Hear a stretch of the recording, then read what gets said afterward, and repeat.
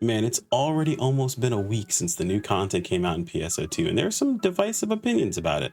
Some positive, some negative, and a little bit in between. In today's video, I'm going to talk to you guys about what I like, what I dislike, and what I'd like to see be a little bit different, and why I think it might be problematic, at least from my perspective, in the new Leciel exploration.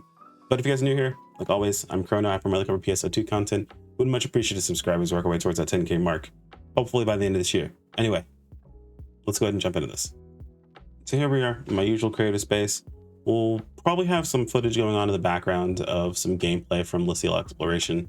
You guys will be able to see kind of what it is, but to give you guys a full idea of my thoughts and what I like and dislike about this, I kind of have to explain a little bit about what this content is, because not everyone has been able to do it as of yet. I will give a bit of a spoiler warning. This is probably my favorite piece of content the game has ever released in the entire time NGS has been up. So definitely a plus. It's been a lot of fun, but it's not perfect. It is not without its flaws. And that's what I want to talk about with you guys today. So what is a Leciel exploration? Essentially, it's a quest where you are going in and there is a specific tile set or specific map. You're going to go through with certain objectives.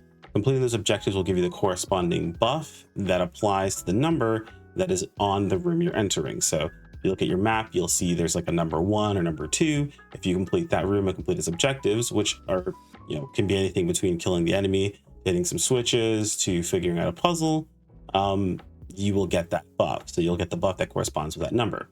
Now, the way this works for the most part is you're essentially, depending upon the number of people you have in your party, ranging from, of course, solo all the way up to 8 people, you will have anywhere between 5 minutes to upwards of 9 minutes to completely go around and collect your buffs. Once the timer is expired, you will then fight a boss for 3 minutes, and your goal is to burst him down as fast as you possibly can, or as much as you possibly can, to get as many rewards as you possibly can as well. So what do I feel about this piece of content? Well, I love I'm going to call them random elements in the quest, because they're not truly random. I love the map layout. I love the boss selection so far. Some bosses I like more than others. I haven't had a chance to fight Hunal yet, but I fought everything else. I'm not sure if it spawned, I just missed the day, or he hasn't spawned just yet. But the bosses that we've picked so far are actually pretty awesome, and I've had a lot of fun fighting those bosses. The tile sets are pretty dope. The puzzles, they're cool with an asterisk, and we'll come back to that. And the rooms have never felt too terrible. Actually, up until yesterday, there were certain buffs I just didn't like until I realized how to use those buffs. So I will say, if you're someone who's going in and you haven't really experienced having a lot of fun with the buffs that are listed there, open your mind up to other possibilities, because there are ways that you can use some of those buffs that are kind of insane, and hopefully you'll see them in the video and the background footage. If you do just pay attention to the moment that you see me swinging at the air, but still dealing damage, you'll see what I'm talking about. It's pretty amazing. But I digress. What is it that I want to talk about when it comes to this video? So again, points I love about the video so far is, or not video, I'm sorry, I love about the new content so far has been the rewards are actually amazing. The rewards, essentially, they provide you these new capsules called LC capsules, which essentially are the current best in slot gear setup minus 2.5% potency. I'm sorry, minus 0.25% potency, excuse me. And what's so amazing about that is these capsules are non-tradable, so there's no reason to mess up the market with them. And you gain them over time by doing this piece of content. Now, the cool thing about this is that the capsules are 10%, so you remove a lot of RNG. Basically, there's none, depending upon how you set up your armor. And because these capsules are so strong, it doesn't feel as bad upgrading to a new piece of gear. I don't have to go best in slot gearing immediately. I can get something that's in between, that's still fairly close to best in slot, where it's still a benefit to me upgrading my gear, but I also don't feel like I completely missed out and now I've lost a bunch of power because I'm switching up to a new weapon, right, or new unit. It actually makes upgrading gear not feel as terrible, and I like that a lot. And I really hope this is a future trend, right, where the best in slot augments are kind of the more difficult ones to make, and they still are the ones you purchase on the market, but the in-between augments to get you towards the best in slot gearing, they aren't on the market, something you farm up on your own, and it doesn't feel as bad, right? You can farm them up over time and you're not feeling like you're losing out a ton of money. Right now, the way the game is played, you have to kind of balance out, well, how much money is worth me upgrading? And right now, with the drops you get from Leciel exploration, there is no balance of money involved. It's just you play the game, you earn the drops you need, and you upgrade your gear. There's nothing else you should be doing with that outside of some of the other capsules that can drop, and you make a little bit of money off of those. if you're just trying to even farm money off of the other capsules that can drop, over time, you're eventually going to get the resources that you need to essentially upgrade your gear. So there's almost no excuse. I love that about the new content. That is probably one of my favorite points of the new content itself, is that upgrading your gear, it just makes sense for doing the content. You're actually going to see yourself marginally get stronger if you're using the resources that are provided to you. And if you're not getting stronger, you're not using the resources that are being provided to you. That one's kind of on you. Now, of course, I'm going to talk about that stuff in another video and explain how those work and how good those augments are and how you can use them. Some of them that aren't great, other ones that are amazing, and how you can balance them out for what you're looking for. But that's not the point of this video. This video is going to be long enough as it is when we get into things I want to see differently. So the upgrade system's amazing. The augments are awesome. How does that work out with everything else? There are a few things that you have to understand about Leciel exploration to actually understand how it works properly. One thing is that the bosses, as well as the buffs and the actual maps with everything in them, are on a daily rotation. They don't change from run to run. They change on a daily rotation, and then they stay the same throughout the entire day. 24 hours, they reset at 3 p.m. or 3 p.m. EDT. Not sure what time that is in your time zone, whatever. But realistically speaking, you're able to get a lot taken care of because you are going to get the exact same map over and over again. The only thing that changes is the location of the buffs. Now, you can get a better or worse map for the buffs, but if you know your map, the problem you're going to start to run into is you'll start to notice that the puzzles also don't change. Meaning once you have the answer to the puzzle for the day, it's not even a question of figuring out the puzzle. It's a question of remembering the answer.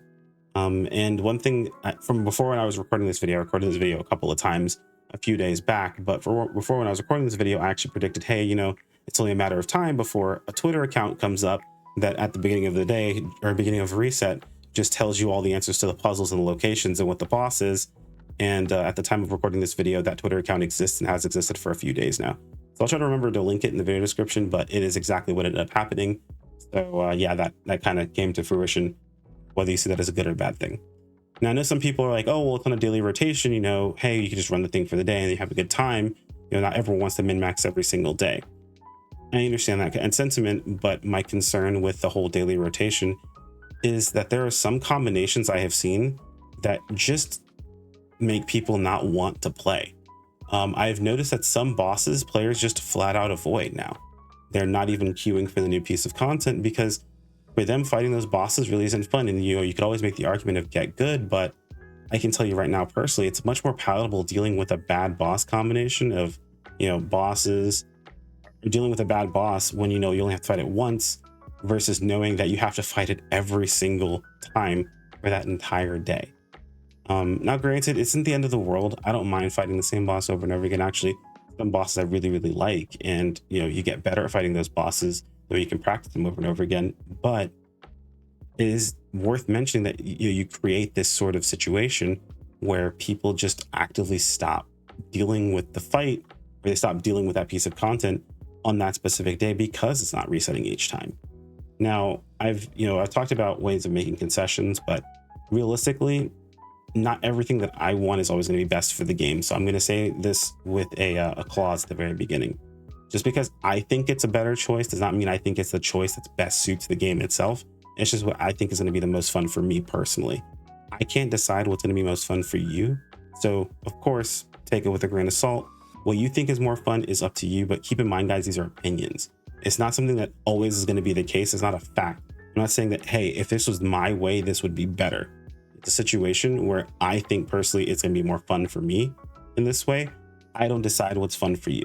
So keep that in mind when you see people with their opinions online, or if you happen to have your opinion yourself, anything along those lines, keep in mind that it isn't always going to be the case for everyone across the board.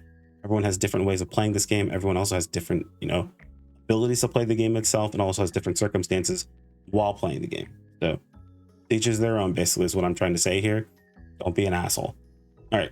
But moving on, what I think would be more of a compromise or a better choice overall, instead of just true random, like randomizing everything, is essentially having specific elements randomized throughout the day. And I'll give a better idea of how that works out.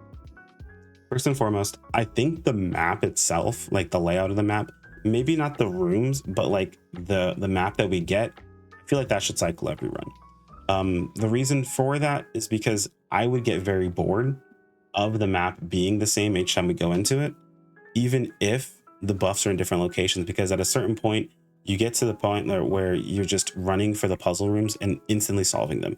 Considering the puzzle answers are always the same, and even if you're not solving them, technically you can cheese them with Ranger anyway. So like, let's say, for example, you're not going through and solving them, you're just cheesing with Ranger, then okay, cool, you're just cheesing with Ranger. But then you always guaranteed know where that room is to cheese, and you can run for it immediately, grab the buffs and move on, which to me is a little bit boring. Even if you were solving the puzzle, you're not really solving the puzzle, you're just memorizing the answer. And then again, a bit boring. And you can always make the argument, well, then don't look at the answer, but it's a group piece of content. People are going to go through and do that. And this is, again, a situation where I'm looking at what's better for the game itself, not necessarily better for me. For me, I personally would prefer it be that the puzzle answers were different each time. I think they would have to fundamentally change how some of the puzzles work, where you should be able to identify them much quicker. I think they were designed in a way where they expected people to figure them out and then just know the answers and go back to them each time, because some puzzles take quite some time. But ultimately, I believe it'd be better overall for the player if you were able to see the puzzle answers and then identify them fairly quickly. But again, that would have to be a different puzzle. So I don't think that's something that's going to happen. I think that's just more like wishful thinking. I think what would be better is if the rooms themselves just shuffled. Now, instead of the whole map layout changing, maybe have one map layout for the day, and the rooms you could have in that for the day shuffle around, because with the map layout changing, you would have the puzzle answers changing as well, which might be a little too difficult for some players, which again, I can understand it's kind of annoying to have to deal with. So I think, a fair change would be shuffle the room so you don't know exactly what room you're going into all the time. Of course, have the trap room still be denoted the same way they normally would, right? Like on the map, but to have like the room move around and have the puzzle room could possibly be in the path that you're going for, meaning that you always are going for the buffs you're trying to get, not going for the room that's just easiest, because at a certain point, yes, you're going to recognize the easy room and you're always going to jump for that room. Yes, you want specific buffs, absolutely, but I think it would just be more interesting overall as a piece of content if at least the room shuffled. Second one is the boss. Now, what we've learned is the buffs for the day stay the same and the boss for the day stays the same. But we've also learned that the buffs aren't specifically tethered to the boss. Now, when I originally did this video, I thought that the buffs were specifically tailor-picked to the boss you were fighting, until we had specific bosses that came back with different buffs. Now, because of that, I think it would be more interesting if they at least change the bosses on a, maybe not per run mode. I think it should be per run. I'll be honest, I think it should be per run, realistically speaking, because of the issue I mentioned earlier.